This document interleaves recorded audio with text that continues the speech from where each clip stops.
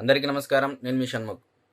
బొత్స సత్యనారాయణ గారు ఆనాడు దివంగత నేత రాజశేఖర రెడ్డి గారు మరణించిన తర్వాత అసెంబ్లీలో మాట్లాడినటువంటి మాటలను ఉద్దేశిస్తూ ఆంధ్రప్రదేశ్ రాష్ట్ర వ్యవసాయ శాఖ మంత్రి అయినటువంటి అచ్చెన్నాయుడు గారు నిన్నటి ఐఎన్పిఆర్ పోడియం ముందు మాట్లాడడం జరిగింది. మరి ఆనాడు మేము తేలిగ్గా తీసుకున్నాము ఈ వ్యాఖ్యలు.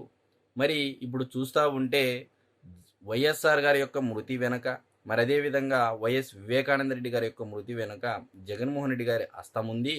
మరి ఈ రెండిటి యొక్క అంతిమదారు లబ్ధి ఎవరు పొందారు అంటే ఈ రెండు మరణాల తర్వాత ఈ రెండు మరణాలలోనూ లబ్ధి పొందినటువంటి వ్యక్తి ఎవరు అంటే కేవలం జగన్మోహన్ రెడ్డి గారు అని చెప్పేసి అచ్చెన్నాయుడు గారు సంచలనమైనటువంటి వ్యాఖ్యలు చేయడం జరిగింది.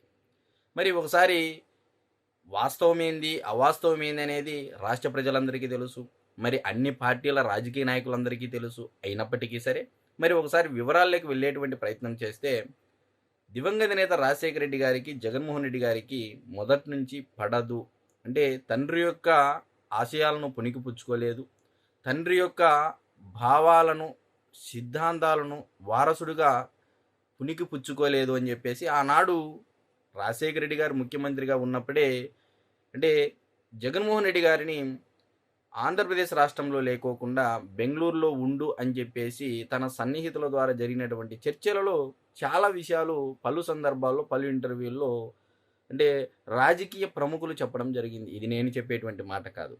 మరి జగన్మోహన్ రెడ్డి గారికి వైఎస్ఆర్ గారికి మధ్య ఇంత భేదము అభిప్రాయ భేదాలు ఉన్నప్పటికీ మరి మీరు చూసినట్లయితే రాజశేఖర రెడ్డి గారు మరణించిన తర్వాత కేవలం చంద్రబాబు నాయుడు గారి పైనో లేకపోతే రిలయన్స్ కంపెనీ పైనో ఆరోపణలు చేసి ఆనాడు రిలయన్స్ ఆస్తులు ధ్వంసం చేశారనేది మనమందరూ ఒకసారి రీకాల్ చేసుకోవాల్సినటువంటి అవసరం ఉంది. ఎందుకంటే నేటి పరిస్థితులు ఆ విధంగా చర్చలు దిశగా నడుస్తున్నాయి కాబట్టి.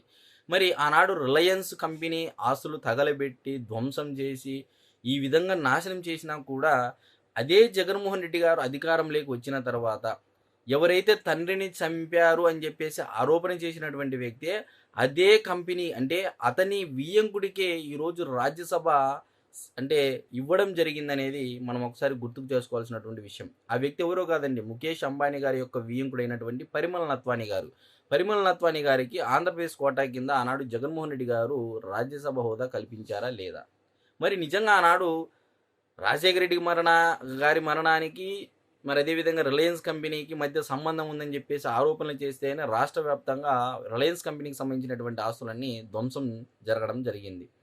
మరి జగన్మోహన్ రెడ్డి గారు నంది అంటే నంది, పంది అంటే పంది అనే విధంగా ఎవరైతే ఇంకా ఉన్నారో ఈ వాస్తవాలు ఒకసారి నిజమా కాదనేది కూడా క్షుణ్ణంగా పరిశీలించుకోవాలని చెప్పేసి నేను మీడియా ముఖంగా కోరుతా ఉన్నా.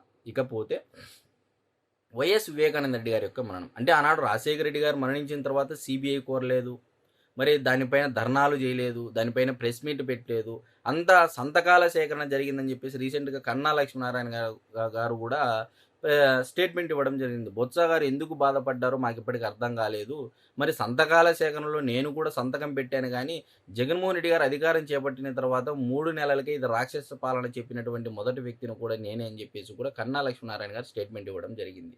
అంటే క్లియారిటీగా ఉన్నారండి. అంటే జగన్మోహన్ రెడ్డి గారితోనూ వైఎస్ కుటుంబంతోనూ ట్రావెల్ అయినటువంటి ప్రతి వ్యక్తి. ఇకపోతే అతి ముఖ్యంగా చెప్పుకోవాల్సినటువంటి వ్యక్తి వైఎస్ రాజశేఖర రెడ్డి గారి యొక్క నమ్మిన బంటు అయినటువంటి సూర్యుడు గారు. మరి ఆయన నేడు ఎక్కడ కనపడుతున్నాడో ఎవరికీ తెలియదు.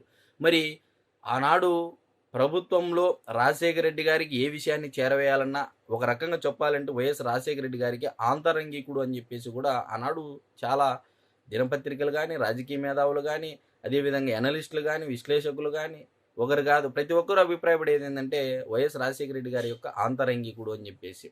మరి మరి ఇలాంటి వ్యక్తి ఈరోజు నేడు ఎందుకు దూరం జరగడం జరిగింది? రాజశేఖర రెడ్డి గారు మరణించిన తర్వాత ఒకవైపు ఆస్తులు గొడవలు మొత్తం గొడవలు జరుగుతున్నా వైఎస్ కుటుంబం చిన్నాభిన్నం అయిపోతున్నా సరే ఈరోజు ఎందుకు సూర్యుడి గారు బయటికి రాలేదు? అంటే జగన్మోహన్ రెడ్డి గారి నైజం తెలుసుకున్న వ్యక్తిగా ఈరోజు సూర్యుడి గారు దూరంగా ఉన్నారు, తను క్షేమంగా తన పాలన తను చూసుకున్నాడు, తన పాలనాన్ని తనకు తానే సైలెంట్ అయిపోయి అజ్ఞాతంలోకి వెళ్ళిపోయి ఏదో జీవిస్తున్నాడని చెప్పేసి కూడా ఇప్పుడు ప్రధానంగా చర్చ నడుస్తూ ఉంది.